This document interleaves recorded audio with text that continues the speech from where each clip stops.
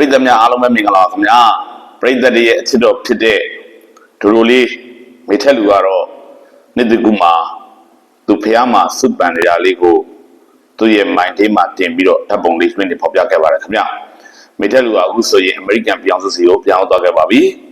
သူကအမေရိကန်ပြောင်းစုမှာပညာသင်မယ်ပြီးတော့ဘောလုံးလည်းဆက်ပြီးကစားမယ်ပေါ့လေမိထက်လူအနေနဲ့ပြီးခဲ့တဲ့2025ခုနှစ်ကိုအနည်းချုပ်ပြီးတော့သူနှုတ်ဆက်စကားပြောတဲ့အချိန်မှာ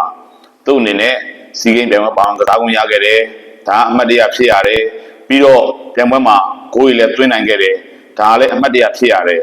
ဒါပေမဲ့ဒီပြိုင်ပွဲမှာကြုံခဲ့ရတဲ့အရှုံးမှာတော့ဘယ်တော့မှမေ့နိုင်စရာမရှိတဲ့အရှုံးကိုသူကြုံလိုက်ရတယ်ပေါ့လေဒီအကြောင်းလေးရေးထားတယ်ပြောရမယ်ဆိုရင်တော့ဗျာ BNN နဲ့ပွဲစဉ်မှာသူ့အနေနဲ့ပွဲကစားချိန်မိနစ်80မှာလူစားလဲကစားခဲ့ရတယ်မျှော်လင့်ထားတာကတော့မြန်မာပရိသတ်တွေရောအမျိုးသမီးလက်ရွေးစင်တစ်သိန်းလုံးဟာအနည်းဆုံးဖြစ်စမီဖိုင်နယ်ကိုတက်လန့်ရောက်ရှိရမယ်ဆိုတာကိုမျှော်လင့်ထားပြီးသား BNN ကိုအနည်းဆုံးဖြစ်သေကစားမယ်ပြီးရင်အုပ်စုပုံနေအောင်ယူမယ်စမီဖိုင်နယ်ကိုတက်လန့်မယ်ပေါ့လေအဲ့လိုပြင်ဆင်ထားခဲ့တာဖြစ်ပါတယ်ခင်ဗျဒါပေမဲ့မျှော်လင့်ထားသလိုဖြစ်မလာခဲ့ဘူးပေါ့လေဒီပွဲရဲ့အဆုံးရလိုက်ကြောင့်သူတို့တော်တော်လေးကိုနာကျင်ခံစားခဲ့ရတယ်ဆိုတာမိထက်လူကရေးသားထားပါတယ်ခင်ဗျ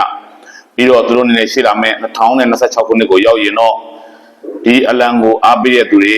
သူတို့ကိုအားပေးတဲ့သူတွေဒီအလံနောက်ွယ်ရပရိသတ်တွေအတွက်ပြောမယ်ဆိုရင်ပြောမြန်မာပရိသတ်တွေအတွက်အကောင်းဆုံးပုံစံနဲ့ပြန်လာခဲ့မယ်မြန်မာပရိသတ်တွေမျှော်လင့်နေတဲ့အောင်မြင်မှုမျိုးကိုရယူပေးနိုင်မှုစ조사သွားမယ်ဆိုတဲ့အကြောင်းပြောကြားထားပါတယ်ခင်ဗျ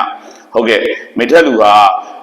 ဒီမြန်မာလက်ရွေးစင်မျိုးသမီးဘောလုံးအသင်းမြန်မာနိုင်ငံကိုစီဂိမ်းအုပ်စုကနေထွက်ရတော့ပြန်လာတဲ့အချိန်မှာအတူလိုက်ပါလာခဲ့တယ်သူကအမေရိကန်ကနေလာတယ်ထိုင်းကိုသွားတယ်ပြီးတော့စီးကိန်းပြိုင်ပွဲကိုအသင်းနဲ့အတူပူးပေါင်းပြီးတော့ပါဝင်ကစားတယ်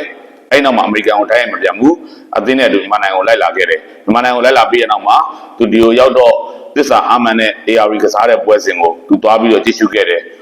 သူ့ရဲ့လက်ရွေးစင်သင်းပေါ်တွေကိုအားပေးတယ်ပေါ့လေပြီးတော့သူတို့အပြင်မှာတွေ့ဆုံကြတယ်အဲ့နောက်သူအမေရိကန်ကိုသွားမှာကိုသူနှုတ်ဆက်ပြီးတော့ပြည်သက်တွေကိုပြောကြားခဲ့တယ်ခင်ဗျအခုတော့အမေရိကန်ပြောင်းစုစီကိုမိထက်လူရောက်ရှိသွားခဲ့ပါပြီနေ့တကူကာလမှာမိထက်လူဟာ